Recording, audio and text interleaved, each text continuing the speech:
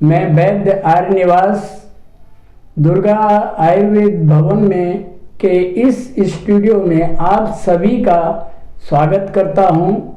आज हमारे बीच वैद्यराज गौतम आचार्य जी आपके सम्मुख हैं।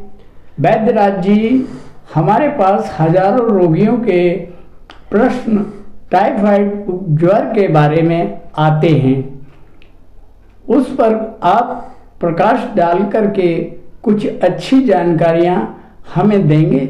जी देखिए वैद्य जी, आपने बहुत ही अच्छा विषय उठाया है। और टाइफाइड, जिसको हम आंतरिक ज्वर या एक मियादी बुखार भी बोलते हैं, आम लोग बोलचाल की भाषा में इसको मोती झारा भी बोला जाता है। यह हमारे समाज में एक बहुत ही व्यापक रूप से व्याप्त एक व्याधि है, जो कि 2 से 5 साल या 10 साल से बच्चों को लेकर के और 50, 60, 70 साल के व्यक्तियों तक भी होती रहती है। जी, तो इसके बारे में हम अवश्य चर्चा करेंगे।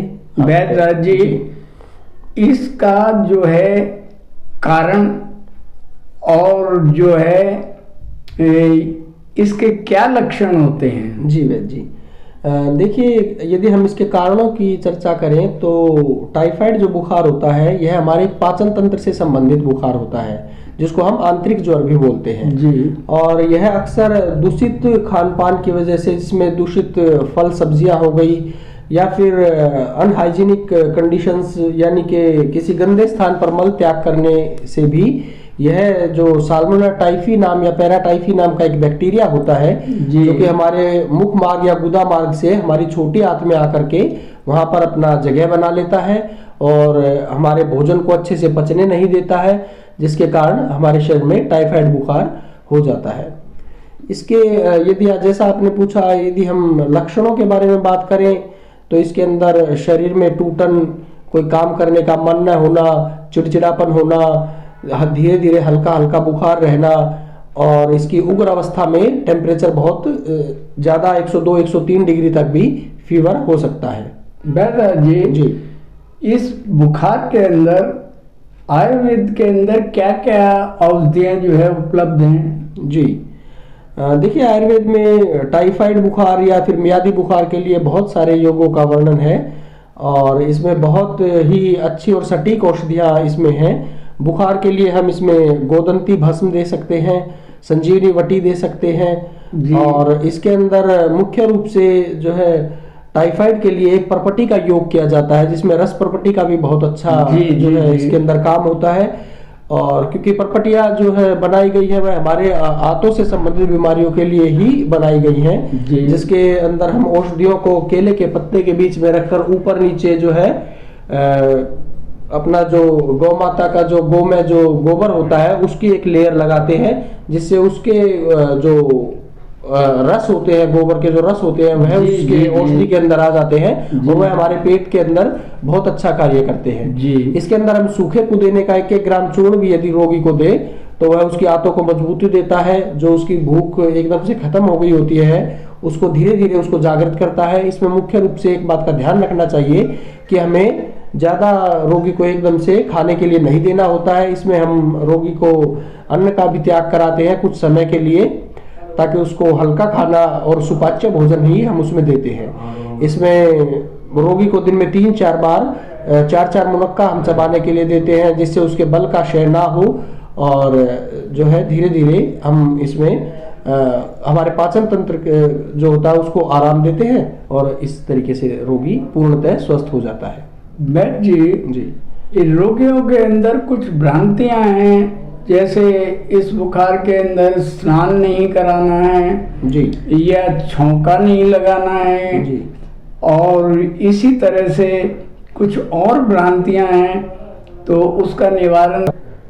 जी वैद्य जी, बहुत ही अच्छा आपने प्रश्न पूछा है, लेकिन यह भ्रांतियां ना होकर के मैं बताना चाहूँगा कि इसमें हम भी रोगी को कुछ समय के लिए अन्न का त्याग कराते हैं जी, कि भाई आपको कुछ भारी आहार नहीं खाना है, क्योंकि जैसा कि मैंने बताया यह हमारी आंतों से संबंधित रोग होता है, तो इसमें आंतों को विश्राम देना बहुत ही जरूरी होता है। और इसके लिए हम कुछ दिन के लिए 5 से 7 दिन के लिए रोगी को अन्न का त्याग कराते हैं और इसके अंदर फल, दूध, मुनक्का आदि, अंजीर आदि का ही सेवन कराते हैं, जिससे कि उसके हाथों को आराम मिले और जो है उसका पाचन तंत्र मजबूत हो। इसके अंदर हम रोगी को साबूदाने की खीर आदि भी एक आध दिन छोड़ करके खाने के लिए देते हैं, या फिर जैसे मूंग की दाल की खिचड़ी होती है वह भी हम उसको खाने के लिए देते हैं। वैद्य जी, इस बुखार के अंदर कोई गंभीर परिणाम या कोई कॉम्प्लिकेशन होती हो तो वो बताने। जी जी, देखिए टाइफाइड बुखार एक कहने और सुनने में बड़ी साधारण सी आजकल बीमारी लगती है, किंतु इसके यदि हम गंभीरता या कॉम्प्लिकेशंस की बात करें तो इसके बहुत ही घातक परिणाम भी हो सकते हैं। यदि इसका सही से उपचार ना किया जाए तो यह कुछ समय पश्चात हमारे ब्लड सर्कुलेशन में इसका टाइफाइड का बैक्टीरिया मिलकर हमारे दिमाग में पहुंचकर मेनिंजाइटिस, जिसको दिमागी सूजन कहते हैं जी जी, और जिसकी वजह से दौरे भी आ सकते हैं व्यक्ति को जी, वह भी हो सकता है। यह हमारे हार्ट में, यह हमारे पूरे शरीर को ही वैद्य जी जो है एक तरह से प्रभावित करता है। हमारे हार्ट में पहुंचकर वहां पर सूजन पैदा कर सकता है, जिसको एंडोकार्डाइटिस कहते हैं। हमारे जो है लीवर और जिगर तिल्ली, जिसको लीवर स्प्लीन कहते हैं, वहां पर जाकर के सूजन पैदा कर सकता है। हाथों को तो हमारे यह प्रभावित करता ही है। और कुछ व्यक्तियों में बुखार के पश्चात वर्षण शोथ, जिसको अंडकोश शोथ ऑर्काइटिस बोलते हैं, वह भी इसका एक कॉम्प्लिकेशन माना जाता है। वैद्य जी, अंत में मैं ये जानना चाहता हूँ कि इसके बचाव के लिए भी कोई अवधि है? जी जी, देखिए बचाव की इसमें बात की जाए, जैसे मैंने कहा कि यह दूषित आहार विहार की वजह से होता है, तो हमें सबसे पहले तो एक जो आम सी बात है कि फल ना हो। जी जी, ये ना होने के लिए इसमें वैद्य जी हर एक 3 साल बाद हर एक स्वस्थ व्यक्ति को भी जी अपनी जीवन पर्यंत इसका एक टाइफाइड का वैक्सीनेशन होता है। मैं चाहूंगा कि अपने दर्शकों को बताऊं कि वह हर 3 साल में अवश्य लगवाना चाहिए, स्वयं भी लगवाना चाहिए या अपने परिवार के सभी सदस्यों को हर 3 वर्ष में टाइफाइड का वैक्सीन जरूर लगाना चाहिए। और मैं अक्सर अपने मरीजों को जो टाइफाइड से ठीक हो जाते हैं, उनको ठीक होने के उपरांत हमेशा टाइफाइड का वैक्सीन जरूर लगाता हूँ। मैं जी, आपने इतनी अच्छी जानकारी दर्शकों को दी तो दर्शक भी इससे लाभ उठाएंगे, मैं ऐसी आशा करता हूँ। और वैद्य जी, आपका बहुत बहुत धन्यवाद।